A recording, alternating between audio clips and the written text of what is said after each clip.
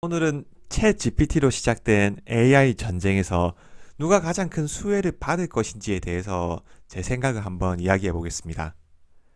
챗 GPT는 지금까지 조용히 자신의 영역에서 AI를 준비하던 인터넷 기업들의 AI 전쟁을 점화시켰습니다. 그리고 다양한 사업 영역에서 새로운 수익원을 만들어낼 겁니다. 마이크로소프트는 벌써 자신의 서비스에 챗 GPT를 탑재한 다양한 서비스를 내놓고 있습니다. 하지만 이 AI 전쟁에서 가장 큰 수혜를 보는 회사가 마이크로소프트일까요? 이 마이크로소프트는 B2B 회사로서 소프트웨어뿐만 아니라 클라우드 단에서도 큰 수혜를 받을 게 분명합니다. 그리고 클라우드 서비스에서 AWS와의 점유율을 줄일 수 있는 기회와 동시에 소외됐었던 검색 서비스에서도 구글을 따라갈 수 있는 절호의 찬스가 왔습니다. 하지만 저는 엔비디아가 마이크로소프트보다 더 큰 수혜를 받을 수 있다고 생각하고, 왜 그렇게 생각하는지 하나씩 알아보겠습니다. AI에 조금이나마 관심이 있으신 분들은 현재 AI 연산을 처리하는 반도체는 대부분 GPU로 하고 있다는 것을 알고 있을 겁니다. 사실 AI 컴퓨팅 역사는 엔비디아의 GPU와 함께 했다고 해도 과언이 아닙니다. 엔비디아의 GPU는 원래 3D 게임이나 그래픽이 풍부한 컴퓨터 프로그램을 실행하도록 설계됐지만, 인공지능을 학습시키는 과정에서 필요한 기본적인 연산이 이 그래픽 처리 과정과 유사했던 거죠. 현재 데이터 센터용 GPU는 엔비디아 매출의 가장 큰 부분을 차지합니다. 이 챗 GPT도 엔비디아의 GPU가 사용됐습니다. 이 챗 GPT에 엔비디아의 GPU가 1만 개가 사용됐고, 연말에 출시 예정인 챗 GPT 4.0에는 약 2에서 3만 개 가량의 GPU가 사용됩니다. 이제 겨우 제대로 된 성능을 보여주기 시작한 AI 시장에서 더 나은 결과값을 도출하기 위해서는 반드시 AI 학습의 절차가 필요합니다.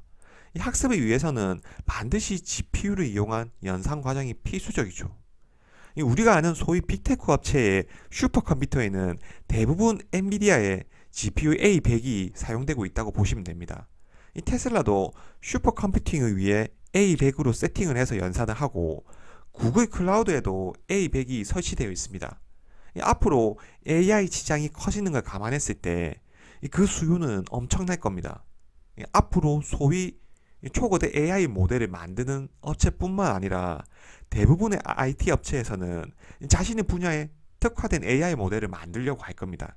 AI 시장은 이제 시작인 거죠. 거기에서 가장 큰 수혜를 받을 수 있는 회사가 엔비디아입니다. AI 연산의 필수적인 GPU 시장을 엔비디아가 90% 장악하고 있기 때문이죠. 하지만 단점도 있습니다. 기존의 AI 학습 과정이 너무 비싸다는 겁니다. 특히 AI 분야는 계산 능력이 곧 품질로 직결되기 때문에 비용을 투입하는 것에 비례해서 좋은 모델이 학습되는 것이 일반적입니다. 더 좋은 AI 모델을 만들기 위해서는 더 많은 비용을 쓸 수밖에 없는 거죠. 앞으로 천문학적인 비용이 들어갈 것으로 예상이 되는데, 무작정 엔비디아에게만 의존할 수 있을까요? 그래서 빅테크 업체들은 AI 반도체를 직접 개발하고 있습니다. 특히 NPU와 같은 AI 연산을 위해 특화된 칩셋을 만드는 데 집중하고 있습니다. 딥러닝과 그래픽 처리에 필요한 기본 연산이 유사하기 때문에 이미 개발되어 있던 GPU를 통해 수년간 딥러닝 연산을 해왔습니다. 그런데 하다 보니 딥러닝에 보다 최적화된 계산 유형들이 생겨나게 됐죠. 이를 최적화하는 과정들이 정형화되면서 아예 전용 칩셋으로 제작하게 된 것입니다. 이러한 결과물이 딥러닝 계산 전용 칩셋인 NPU입니다. 일각에서는 많은 업체들이 자체 개발한 NPU를 만들기 시작했기 때문에 엔비디아 반도체 사용을 사람들이 꺼릴 수 있다고 생각하시는데, 이건 현재로선 지나친 걱정이라고 생각합니다. 일단 AI 시장이 엄청 커지고 있습니다. 인공지능에 대한 상업적인 사용은 이제 시작이고, 각 사업 분야에 다양한 수요가 생겨날 것입니다. 이러한 수요에 대응하기 위해서는 범용 칩셋을 만드는 엔비디아가 가장 유리할 수밖에 없습니다. 현재 AI 시장은 연평균 36% 이상 성장할 것으로 예상하고 있습니다. 초거대 AI 모델뿐만 아니라 각 분야의 기업들이 자신의 사업 분야에 맞춰서 인공지능을 개발해 나갈 겁니다.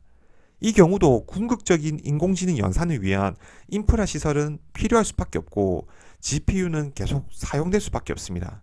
그리고 이러한 인프라 시설에는 레퍼런스가 반드시 필요합니다. 현재 빅테크 업체들은 자신의 사업 용도에 맞춰서 AI 반도체를 개발하고 있습니다. 하지만 정작 기본 연산을 위한 슈퍼컴퓨팅은 GPU를 통해 하고 있습니다. 인공지능을 위한 학습을 GPU로 한다는 거죠. 이 구글은 자체의 AI 반도체인 TPU를 만들어 사용하고 있습니다. 하지만 구글 클라우드에는 엔비디아의 GPU인 A100을 사용 중입니다. 테슬라도 정작 AI 연산을 위한 슈퍼컴퓨팅에는 엔비디아의 A100을 사용하고 있습니다. 이 슈퍼컴퓨터를 운영하기 위해서는 성능이 가장 중요하고 두 번째는 안정성입니다.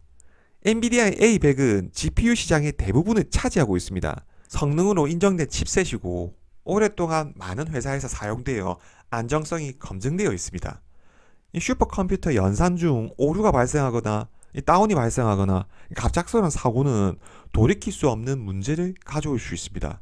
이 비용보다 더 중요한 요소들로 인해 한번 시장을 선점한 인프라가 쉽게 바뀌기 힘든 거죠.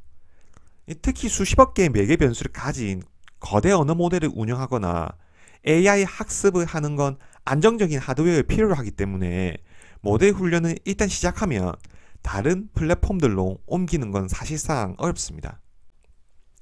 뿐만 아니라 개발자들도 오랫동안 사용해왔던 엔비디아의 GPU가 사용하기 편할 수밖에 없습니다.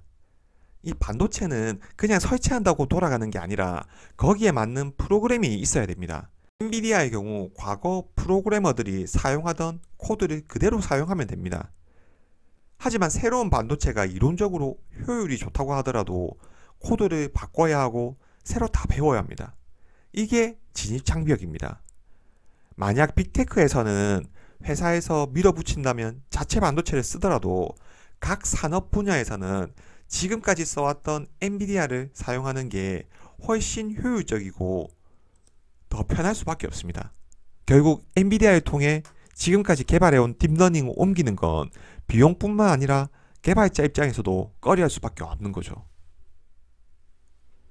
결국 광범위한 연산을 위한 슈퍼컴퓨팅은 엔비디아에서 담당을 할 거고 엣지 컴퓨팅은 자신의 용도에 맞는 NPU를 사용할 겁니다. 물론 엣지 컴퓨팅 딴에서도 엔비디아는 범용 반도체를 만들기 위해서 노력하겠죠. 현재 빅테크도 자신의 클라우드 서비스에 사용되는 GPU를 모두 NPU로 대체할 수 없습니다. 분명 GPU의 장점도 많기 때문이죠. 지금까지 연산에 대한 안정성도 검증되어 왔습니다. 앞으로 AI 모델은 사업 영역의 광범위한 용도로 사용될 겁니다. 그리고 우리가 이용하는 핸드폰이나 자동차와 같은 하드웨어 끝단에서도 AI 컴퓨팅이 광범위하게 사용될 겁니다. 하지만 GPU를 우리가 사용하는 끝단에 가져와서 사용할 수는 없습니다. 학습을 위한 연산에는 GPU를 통한 대형 서버에서 이루어질 거고 기업들은 자신의 하드웨어와 최적화된 NPU를 끝단에서 개발해서 GPU와 호환해서 사용할 확률이 높습니다. 이 GPU와 NPU가 동시에 사용되는 거죠. 엔비디아는 범용 반도체 개발 회사이기 때문에 모든 빅테크 업체들의 제품에 특성화된 반도체를 개발하는 건 힘들 수 있습니다. 따라서 각각의 하드웨어에서 AI 추론을 위한 용도로는 자신의 반도체를 개발하고자 하는 수요가 존재할 수밖에 없습니다.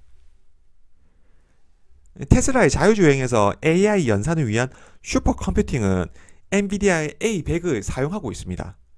하지만 각 차량의 끝단에서 연산에 대한 정보를 가져와서 추론하는 과정에서는 자체 개발 칩을 사용하는 거죠.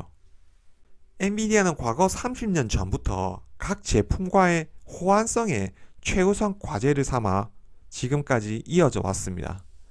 과거 CPU가 무대의 중심이었다면 그래픽 카드는 그 무대를 비춰주는 서너 개의 조명이었을 뿐입니다. 젠슨은 어떻게 기업의 아이덴티티를 유지해야 하는지 잘 알고 있었습니다. 범용적으로 이용될 수 있으며 호환성이 검증된 제품을 만드는 게 최우선이었습니다.